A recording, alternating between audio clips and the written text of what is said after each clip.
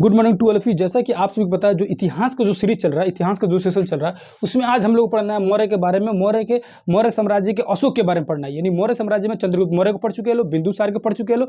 उसके बाद बताया था कि बिंदुसार का जो दो बेटा था लो, सुसीमा और अशोक को आज के पढ़ना है। ये कहानी जो है मैं पहले से सुनाते आ रहा हूँ। जो बच्चे रेगुलर क्लास देख रहे हैं ना, उनको पता होगा, क्योंकि मैं बार बार बोलता हूँ कि इतिहास एक कहानी की तरह, अगर आप कहानी को शुरू से सुनते आ रहे हैं तो अच्छे से समझ आएगा। क्योंकि जो इतिहास ही पूरी इतिहास ही एक कहानी है, और बीच बीच में से सुनोगे तो नहीं समझेगा, क्योंकि सब क्लास एक दूसरे से कनेक्टेड रहता है। लास्ट में मैं हमेशा बताता हूँ कि अगला जो क्लास है किस टॉपिक पे आएगा और क्या चीज़ उसमें बताया जाएगा। तो आज हम लोग पढ़ना है अशोक के बारे में, डिटेल से समझना है। तो आज के वीडियो को शुरू करते हैं।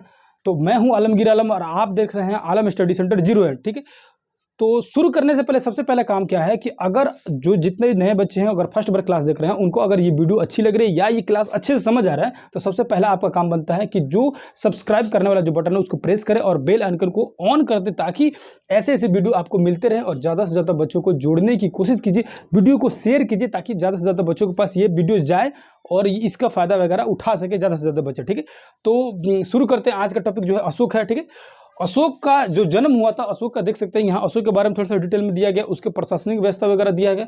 उसके बाद और जितना भी टॉपिक वगैरह बच गया उसको नोट कर दिया जाएगा। सबसे पहले समझते हैं अशोक का जन्म जो हुआ है 304 बीसी में हुआ है। कब हुआ है? 304 बीसी में। देखो ये सब बीसी में चल रहा है, यानी कि ईसा पूर्व की बात चल रही है। 304 बीसी में कब हो रहा है? अशोक का जन्म हो रहा है। राज अभिषेक हो रहा है 269 बीसी में। देखो राज अभिषेक हो रहा है इसके 269 बीसी में। और ये कलिंग पर जो आक्रमण करता है ना, राज अभिषेक के 8वें वर्ष में, देख सकते हो 269 से 8 वर्ष करेंगे तो 261 आ जाएगा। ये उल्टा क्यों चलता है बीसी ईसा पूर्व? ये अगर नहीं पता होगा तो ये बहुत बड़ी कंफ्यूजन की बात है, क्योंकि बहुत सारे बच्चे को बोलते हैं कि जो पीछे का जो सन ईस्वी है वो उल्टा क्यों चलता है। उल्टा क्यों चलता है? क्योंकि ईसा मसीह का जो जन्म हुआ उसको जीरो मान लिया गया, और उससे पीछे जितने भी काल हुए उसको जीरो से पहले माना जाएगा। तो यानी कि एक ईसा पूर्व, फिर पीछे जाएगा तो 2 ईसा पूर्व, यानी कि ईसा मसीह के जन्म को जो जीरो मान लिएगा, उससे पहले की जो कांड हुई उसको ईसा पूर्व कहते हैं, उसके बाद की जो कांड हुई उसको ईस्वी बोलते हैं, इसीलिए ईसा पूर्व और ईस्वी लिखते हैं। ठीक है, उसके बाद देखेंगे बीसी यानी कि बिफोर, जो राजा जो है उसको क्रिस्ट बोलते हैं लोग। ठीक है, और एसी लिखा रहता है आफ्टर क्रिस्ट। ठीक है, उसके बाद देखेंगे तो राज अभिषेक कब हुआ? 269 में। कलिंग पर आक्रमण कब करा? 261 बीसी में। कलिंग पर आक्रमण, ये देखो क्वेश्चन पूछता है कि अपने राज अभिषेक के कौवे साल कलिंग पर आक्रमण किया। तो राज अभिषेक के 8वें साल पर क्या किया? कलिंग पर आक्रमण करते हैं। ठीक है, ये चीज की जानकारी कहाँ मिलती है? हाथी गुफा एक अभिलेख है, उसमें लिखा हुआ है कलिंग के आक्रमण के बारे में। देखो कलिंग का आक्रमण जो हुआ ना, बहुत भयानक आक्रमण किया ये अशोक। अभी कल के वीडियो में जो बताया था मैंने कि जो अशोक था तक्षशिला पर जब आक्रमण किया था, तो तक्षशिला पर जो विद्रोह दबाया था, तो बड़ी मल्लों को मार काट कर शांत कर दिया था। तो अशोक शुरू से ही था बड़ी मुंडाइल टाइप का था, कहीं भी विद्रोह वगैरह करता था दम खत्म कर देता था मार के। तो वो जब फिर कलिंग पर जब आक्रमण करता है, तो जाहिर सी बात है आपको सोच सकते हैं कि कलिंग पर कैसा किया होगा विद्रोह। कलिंग पर बड़ी भयानक विद्रोह किया, वहां के लोगों को इतना मारा ना कि ऐसा माना जाता है कि वहां मतलब खून की नदियां बहने लगी, पूरा जमीन खून लाल लाल हो गया। अब उसमें कलिंग का राजा कौन था? राजा था नंदराज। नंदराज जो राजा था कलिंग का था, और कलिंग पर आक्रमण कर कौन करता है? अशोक करता है। कब करता है? 261 बीसी में करता है, अपने राज अभिषेक के 8वें साल पर। यानी राज अभिषेक कर रहा है 269 में, आक्रमण कर रहा है 261 बीसी में। कहाँ आक्रमण कर रहा है? तो कलिंग में। कब कर रहा है? ये कलिंग का राजा कौन है? तो नंदराज है। ठीक है, और ये उस पर आक्रमण करता क्यों है? ऐसा माना जाता है कि वो नंदराज से हाथी लेना चाहता था, मतलब कलिंग क्षेत्र से हाथी लेना चाहता था, इसीलिए ये अशोक जो है वहां पे आक्रमण किया, भयानक आक्रमण किया, इतना मारा कि वहां पूरा खून खून भर गया। उसके बाद जब अशोक वहां जब देखा ना खून को, तो थोड़ा सा उसका दिमाग घूम गया कि बाप रे, इतना भयानक हम ये मार के लोगों को खत्म कर दिए। और ऐसा माना भी जाता है कि अशोक जो है ना, देखो बौद्ध ग्रंथों में कहीं कहीं लिखा हुआ है कि अशोक जो खुद के अपने 99 भाइयों को मारकर राजा बनाता, यानी उसके 99 भाई थे, उन सभी को काट कर खुद राजा बनाता, यानी कि बड़ी क्रूर शासक था। लेकिन जो कलिंग का जो युद्ध किया ना, कलिंग पर जो लोगों को मारा ना, वहां उसके हृदय तो परिवर्तन हो गया, यानी कि जो उसके दिल बदल गया है। क्या हुआ? दिल पिघल सा गया। वो देखा कि बाप रे, इतनी हम खून बहाते आ रहे अपने जीवन काल में, खाली खून करते आ रहे, 100 गो 200 हजारों लोगों को मारते आ रहे, पूरे कितना पाप का हम लेके जाएंगे ऊपर। तो उसका दिल क्या हो गया? पिघल गया। वो दिल पिघल गया। वो वहां से क्या किया? वो कान पकड़ ले कि अब बाबा हम युद्ध वगैरह नहीं करेंगे, ये युद्ध बेकार है, खत्म हो गया, अब युद्ध नहीं करेंगे।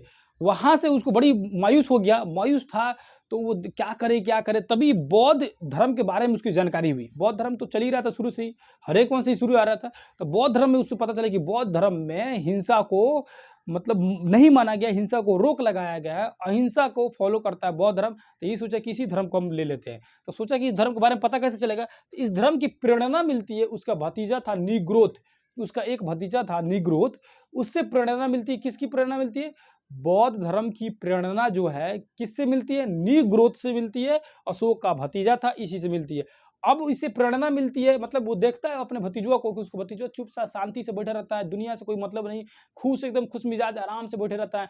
तो देख रहा है कि रे हमारा भतीजुआ काहे खुश है रे। तो मालूम चला कि ये बौद्ध धर्म को मतलब अपना लिया है, ये बौद्ध धर्म को अपना लिया, इसीलिए ये इतना खुश रहता है, आराम से रहता है, क्योंकि बौद्ध धर्म में हिंसा वगैरह को मना किया गया है। शांति से जीवन इंसान मतलब इंसान की तरह रहना है, उस धर्म में माना गया है। ठीक है, तो ये देखा कि हमारा भतीजा इतना खुश है, ये धर्म हम भी अपना लेते हैं। तो प्रेरणा किसे मिल रहा है? उसके भतीजा निग्रोथ से। और शिक्षा, अब मान लो कि धर्म ले रहा है तो उसके बारे में शिक्षा लेना पड़ेगी कि नहीं, कि क्या है धर्म, कैसे फॉलो करना है, क्योंकि धर्म को मान लिया पता नहीं चलेगा कि धर्म को फॉलो कैसे करना है। तो शिक्षा किसे लिया? उपगुप्त से। उपगुप्त जो था बौद्ध भिक्षु था, उससे शिक्षा कौन ले रहा है? अशोक शिक्षा ले रहा है कि हम भी बौद्ध धर्म अपनाना चाहते हैं, हमको शिक्षा दीजिए। ठीक है, याद रखना, प्रेरणा निग्रोथ से, शिक्षा उपगुप्त से मिला। बेटा का नाम था महेंद्र और बेटी का नाम था संघमित्रा। इसका बेटा का नाम महेंद्र था और बेटी का नाम था संघमित्रा। अपने बेटो बेटी दोनों को बोला कि सब मार काट छोड़ दो, अब तुमको राज्यपाट नहीं करना है, चुपचाप बौद्ध धर्म अपना लो और शांति से जीवन बिताओ, क्योंकि दुनिया में मारपीट से कुछ नहीं मिला है। ठीक है, तो बौद्ध धर्म को अपनाने के लिए प्रेरित किया अशोक ने अपने बेटा को। बेटा का नाम क्या था? ये क्या नाम था? बेटा का नाम था उसका महेंद्र और बेटी का नाम संघमित्रा। यही बेटा बेटी क्या किया, भेज दिया कि जाओ जा जाकर दूसरे देशों में लोगों को बौद्ध धर्म के बारे में बताओ और मार काट वहाँ शांत को कोशिश करो कि वहाँ के लोग अपना हृदय परिवर्तन कर, यानी मार धर को छोड़ दे। तो ये महेंद्र और संघमित्रा जो है श्रीलंका में गए। श्रीलंका में उस समय सिंघली जाति थी। ठीक है, सिंघली जाति, वहाँ का जो राजा था श्रीलंका का, उसको समझाया कि ऐसे ऐसे बौद्ध धर्म को आप अगर चाहते हैं, इच्छा है आपको मानना, तो बौद्ध धर्म को मानिए, बौद्ध धर्म को एक्सेप्ट कीजिए, बहुत शांति वाला धर्म है। ठीक है, तो वहाँ के लोगों ने, श्रीलंका का जो राजा था वो काफी प्रेरित हुआ बौद्ध धर्म से। बौद्ध धर्म के बारे में जानकर वो क्या किया, अपनी सिंघली जो धर्म थी उसको छोड़कर बौद्ध धर्म को अपना लिया श्रीलंका का राजा। ठीक है, ये सब कौन कर रहा है? इसके बेटा महेंद्र और बेटी कौन थी? संघमित्रा जाकर श्रीलंका में कर रही है। ठीक, पत्नी जो थी अशोक की 5 पत्नियां थी, 5 पत्नी थी, लेकिन सबसे प्रिय पत्नी जो थी उसकी नाम था कारुनाकी। कारुनाकी जो उसकी जो पत्नी थी उसको सबसे प्रिय थी, यानी कि कारुनाकी का ही प्रभाव ज्यादा था अशोक पे। ठीक है, याद रखना। अब जो अभिलेख जो उसके लिखे गए ना, अशोक के बहुत सारे अभिलेख लिखे हैं, 7 को छोटा अभिलेख है, 13 को बड़ा अभिलेख है। वो सब चीज को, अभिलेख को एक अलग डाटा में बता देंगे नेक्स्ट क्लास में, क्योंकि बहुत ज्यादा लंबा वीडियो हो जाएगा। ठीक है, अब लेकिन अभिलेख जो लिखा हुआ है, बहुत सारा अभिलेख, वो अभिलेख जो है उसको लिखने की प्रेरणा मिली कहां से, यानी अशोक क्यों सोचा कि अभिलेख लिखना चाहिए? तो इराक के राजा था डेरियस, इराक की जो राजा था डेरियस, उसी ने सबसे पहले अभिलेख लिखा था। उसी अभिलेख होता क्या, इसको पहले बता चुका हूं, पूरा अभिलेख का वीडियो पे, सिक्का और अभिलेख के बारे में पूरे डिटेल में वीडियो बताया हूं। जो बच्चे रेगुलर देख रहे हैं उसको समझ आया होगा, उसको पता होगा कि अभिलेख है क्या। अभी पूछो कि अभिलेख क्या है तो कोई जरूरत नहीं बताने के लिए, क्योंकि एक ही चीज को बार बार 10 बार बताने से कोई फायदा नहीं है। अगर रेगुलर देखते आ रहे हैं तब समझ आएगा। ठीक है, अब अभिलेख के बारे में डिटेल में उसको अशोक को कैसे समझ आया, अशोक को कैसे लगा कि अभिलेख लिखना चाहिए, तो इराक के जो राजा था डेरियस, उसको देखा कि अभिलेख लिखा हुआ था, काफी उससे प्रेरित हुआ कि हमको भी अभिलेख वगैरह लिखना चाहिए। अभिलेख का क्या काम था? मैसेज जनता के पास पहुंचाने का। बता चुके हैं कि अभिलेख वगैरह होता है, जैसे अभी कैसे रोडवा पर लिखा रहता है सब कि फल्ला विधायक और फल्ला मुखिया द्वारा ये रोड बन रहा है, उसी को बोलते हैं अभिलेख। ठीक है, तो अभिलेख जो है, अब जो अभिलेख लिखा है वो 4 भाषाओं में लिखी हुई थी। अशोक के जितने भी अभिलेख है वो 4 भाषाओं में, एक ब्राह्मी भाषा, खरोष्टी, अरमाइक और ग्रीक। ब्राह्मी जो भाषा के अभिलेख जो है वो भारत में मिले हैं, यानी भारत में जितने भी अभिलेख मिले हैं वो कौन सी भाषा की है? ब्राह्मी भाषा की है, याद रखना। खरोष्टी जो भाषा है, खरोष्टी जो अभिलेख है वो पाकिस्तान में मिले, यानी खरोष्टी लिपि की जो अभिलेखे हैं वो कहाँ मिली? पाकिस्तान में। अरमाइक लिपि की जो अभिलेख है वो कहाँ मिली? अरमाइक अफगानिस्तान में। अ से अरमाइक, अ से अफगानिस्तान। ग्रीक लिपि के अरमाइक अफगानिस्तान से और उत्तर साइड में जाइएगा तो वहां पे जो अभिलेखे मिले उसकी लिपि जो थी कौन सी थी? ग्रीक लिपि थी। और अफगानिस्तान में जो अभिलेख मिले उसकी लिपि क्या थी? अरमाइक लिपि थी। जो पाकिस्तान में अभिलेख मिले उसकी कौन सी लिपि थी? खरोष्टी लिपि। और जो भारत में जो अभिलेख मिले उसकी कौन सी लिपि थी? तो ब्राह्मी लिपि। याद रखिएगा, 4 लिपि यानी 4 लैंग्वेजों में इसकी जो है अभिलेख लिखे गए थे और अलग अलग क्षेत्रों से इसके अभिलेख मिले हैं, जिसकी लिपियां अलग अलग थी, याद रखना, ठीक है। ब्राह्मी भारत में, खरोष्टी पाकिस्तान में, अरमाइक अफगानिस्तान में और ग्रीक जो है अफगानिस्तान से और उत्तर में चल जाइए वहां मिली है। अब जो है इसके अभिलेख को, अब अभिलेख की कौन सी लिपि समझ लिए, और अभिलेख है कितने बता चुके, लघु अभिलेख 7 और बड़े बड़े अभिलेख जो है 13 अभिलेख लिखे गए हैं, यानी कि कुल मिलाकर 20 से ज्यादा प्लस अभिलेख लिखे गए हैं। इन सभी अभिलेखों को एक नेक्स्ट सेपरेट वीडियो में उसको बता दूंगा, क्योंकि थोड़ा सा लंबा हो जाएगा।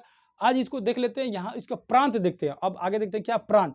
देखो प्रांत यानी कि कौन कौन सा क्षेत्र जो है अशोक के कब्जा में, अशोक के अधीन था, यानी अशोक के प्रांत में कौन कौन सा क्षेत्र था, ठीक है। यानी कि उत्तरा पथ जो था, यानी उत्तर का जो पथ था, यहाँ देख सकते उत्तरा पथ, ऐसे मान लो चलो तो उत्तरा पथ कहाँ था, तक्षशिला यानी पाकिस्तान तक उसका कब्जा था। दक्षिणा पथ देखेंगे तो महाराष्ट्र तक था, महाराष्ट्र यहाँ हो गया, तक्षशिला मान के चलो, तक्षशिला, ठीक है। उसके बाद उज्जैन मध्य प्रदेश इधर आ जाएगा, तो आपको पश्चिम साइड में एमपी तक था मध्य प्रदेश। उसके बाद चल जाएंगे तो यहाँ इधर बिहार पाटलिपुत्र तक था, बिहार पाटलिपुत्र था। उसके बाद उसने क्या किया, कलिंग पर भी आक्रमण किया और कलिंग क्षेत्र को भी मिला लिया। यानी कि अशोक से पहले जितने भी शासक थे, यानी जैसे पॉइंटसार, बिंदुसार था, चंद्रगुप्त मौर्य था, वो चारे प्रांत में रहते थे। लेकिन जब अशोक आया तो एक 5वां प्रांत कलिंग को जीतकर अपने अंदर मिला लिया, ठीक है। यानी कि 5 प्रांत हो गया अशोक के समय में, ठीक है। समझ आए कि नहीं समझे। अब पूछ रहा है यहाँ पे दे रहा है कि सैन्य व्यवस्था जो है वो सैन्य व्यवस्था कैसी थी अशोक की। सैन्य व्यवस्था यहाँ इसके खैर इसका नाम देख लीजिए, उत्तरा पथ को तक्षशिला पाकिस्तान में, दक्षिणा पथ को स्वर्णगिरी, महाराष्ट्र को ही स्वर्णगिरी कहते हैं, महाराष्ट्र के मतलब क्षेत्र को स्वर्णगिरी कहते हैं। अवंती जो उज्जैन आपको पता है ये भी मध्य प्रदेश में है, ठीक है। प्राची जो क्षेत्र है जो कहाँ है, पाटलिपुत्र में। कलिंग जो है तौसली, यानी कलिंग क्षेत्र जो है जहाँ का राजा नंदराज थे, अभी बताए हैं। सैन्य व्यवस्था आप देखिए, सैन्य व्यवस्था यानी कि सैनिक कैसे रखा था, तो अशोक जो है 2 तरह का सैनिक रखता था, एक अस्थाई यानी परमानेंट, एक टेम्पोररी रखता था यानी अस्थाई सेना, दोनों तरह का रखता था। अस्थाई सेना और अस्थाई सेना दोनों प्रकार के सेना थे अशोक के शासनकाल में। उच्च अधिकारियों को कहा जाता था महामात्र, कहा कहा जाता था, क्या कहा जाता था, महामात्र कहा जाता था। उच्च अधिकारियों को महामात्र कहा जाता था और इनकी संख्या 18 थी। उच्च अधिकारी जो थे उनको कहा जाता था महामात्र और उनकी संख्या कितनी थी, 18 थी, याद रखना। प्रशासनिक जो अधिकारी थे उनको अध्यक्ष कहा जाता था, क्या कहा जाता था, अध्यक्ष। उनकी संख्या 26 थी, कितनी थी, 26 थी। प्रशासनिक अधिकारी को कहते थे अध्यक्ष, उनकी संख्या कितनी थी, 26। सरकारी भूमि को उस समय क्या कहा जाता था, सीता भूमि, यानी कि जो सरकार के पास जो जितनी भूमि थी अशोक के शासनकाल में, उस भूमि कहा जाता था सीता भूमि। याद रखना कि किस भूमि को सीता भूमि कहा जाता था, किसके शासनकाल में, तो अशोक के शासनकाल में जो सरकारी भूमि थी उसको सीता भूमि कहा जाता था। अब जो अशोक के शासनकाल में संगठन कौन कौन से थे, 3 संगठन थे, श्रेणी संगठन, निगम और सार्थवाह संगठन। कौन कौन से, सार्थवाह संगठन, श्रेणी संगठन और सार्थवाह संगठन। श्रेणी जो संगठन थे वो शिल्पकारों का संगठन था, निगम जो था व्यापारियों का संगठन था, और सार्थवाह जो संगठन था काफिला यानी काफिलाओं का संगठन एक था, उसको कहा जाता था सार्थवाह संगठन। निगम जो है व्यापारियों का संगठन और श्रेणी जो है शिल्पकारों का संगठन था, ठीक है। संगठन समझ आ गया। अब प्रशासनिक व्यवस्था कैसी थी, तो सबसे ऊपर में राजा रहता था, राजा के नीचे युवराज रहता था, युवराज के नीचे जो प्रांत होते थे, जो 5 प्रांत हैं वो 5 प्रांतों के प्रांतपति होते थे, ठीक है। उसके नीचे जिला वगैरह था, जिला को अशोक के शासनकाल में विष कहा जाता था। जिला को क्या कहा जाता था, विष। ये सब बात जो है एकदम याद रखना, क्योंकि ये छोटा छोटा क्वेश्चन है, एकदम सीधे पूछ देता है, पूछ देगा कि जिला को विष किसके शासन काल में कहा जाता था, तो अशोक के शासनकाल में जिला को क्या कहा जाता था, विष कहा जाता था, या चंद्रगुप्त मौर्य के शासनकाल में, बस, ठीक है। विष यानी जिला के जो हेड जो था कौन क्या था, विषपति, क्या नाम था उसका, वो जो शासन करने वाला था उसको कहा जाता था विषपति। अब विषपति जिला के बाद आया था गांव, यानी 10 गांव को मिलाया जाता था, तो उसको कहा जाता था गोप, यानी 10 गांव, यानी गोप में कितनी गांव थी, 10 गांव थी। और उस गोप को देखने वाला कौन था, मुखिया, यानी कि प्रशासनिक व्यवस्था में सबसे छोटा मुखिया और सबसे बड़ा राजा होता था, ठीक है। समझ आए कि नहीं, प्रशासनिक व्यवस्था समझ के अच्छे से। अब जो बच गया, अब जो अशोक के कुछ जैसे बहुत सारे उसके पुरातात्विक स्रोत वगैरह जो मिले हुए हैं, उसके ना स्थापत्य कला के निशानी वगैरह जो है उसको देख लेंगे, और थोड़ा बहुत जो टॉपिक छोटा है उसको देख लेंगे। और मेन जो छूट गया है, अभिलेख छूट गया है, वो 7 छोटे अभिलेख और 12 जो 13 जो बड़े अभिलेख है उसको क्या किया जाएगा, अलग जो वीडियो में बना दिया जाएगा, बढ़िया से डिटेल में समझा दिया जाएगा। यहाँ अशोक के बारे में अब क्या-क्या समझे उसको समझ लीजिए, बाकी जितना भी छूट गया नेक्स्ट वीडियो में बता दिया जाएगा। इतना कम से कम इसको समझ के रखिए, बढ़िया से डिटेल से समझ लीजिए, ठीक है। तो दूसरे किसी वीडियो में मिलेंगे, फिर से अगला जो छूट गया उसको बताएँगे। तो यहीं पे इसको वीडियो खत्म करते हैं। तो फिर से दूसरे किसी वीडियो में मिलेंगे, तब तक के लिए धन्यवाद, नमस्कार, अस्सलाम वालेकुम, जय हिंद, जय भारत।